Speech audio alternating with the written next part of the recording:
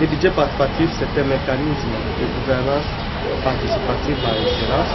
qui pousse la population non seulement à participer dans la gestion de leurs entités, mais également à participer aussi à la mobilisation des recettes qui va constituer la mise en place des projets d'investissement dans leurs entités. Et c'est vraiment un outil qui a déjà fait ses preuves dans aujourd'hui près de 1600 et quelques villes du monde. Et la plupart des pays considèrent cela comme étant un outil par excellence de la gouvernance participative au sein des entités. Alors, en République démocratique du Congo, certes, il y a des difficultés parce que l'arsenal, la structure d'organisation du pays n'est pas arrivée à sa consolidation. Je voudrais dire les élections locales qui pouvaient mettre en place des délégués ou les élus locaux n'ont pas été encore organisés parce que le budget participatif a pour élément essentiel que dans une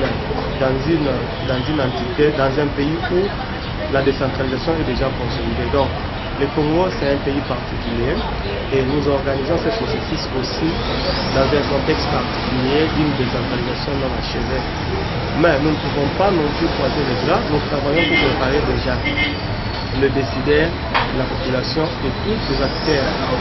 du développement de l'entité à comprendre que demain, après-demain, lorsque la décentralisation sera achevée, les activités pourront être effectivement gérées selon ces mécanismes-là. Alors les délégués locaux qui ont dans leurs attributions le vote du budget au niveau des entités vont, lorsque le pays mettra en place cela, les élections locales,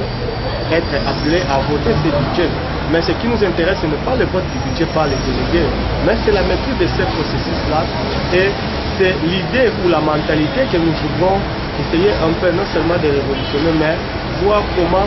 aider la population à comprendre que la gestion dans une entité n'est que participative. Nous allons beaucoup plus gagner lorsque nous gérons de manière concertée nos entités. Parce qu'en fait, ça va permettre aux autorités de mobiliser les recettes parce qu'il y aura un crédit de confiance qui va naître entre la population et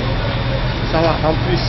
permettre aux autorités d'exercer leur pouvoir citoyen, notamment le contrôle, parce que la gestion sera concertée, la définition des projets sera de manière aussi concertée ensemble. Voilà pourquoi nous sommes en train de militer pour que la plus grande des activités de notre pays démocratique de Congo puisse adopter le budget participatif comme mode de gestion et la gouvernance participative. Oui, mais parce que ici nous avons bien jugé de mettre en place une structure fédératrice qui va donc fédérer tous les efforts, qui va nous aider à réfléchir ensemble afin que nous marchions tous au même pied d'égalité et que nous puissions échanger d'abord nos expériences au niveau de notre province.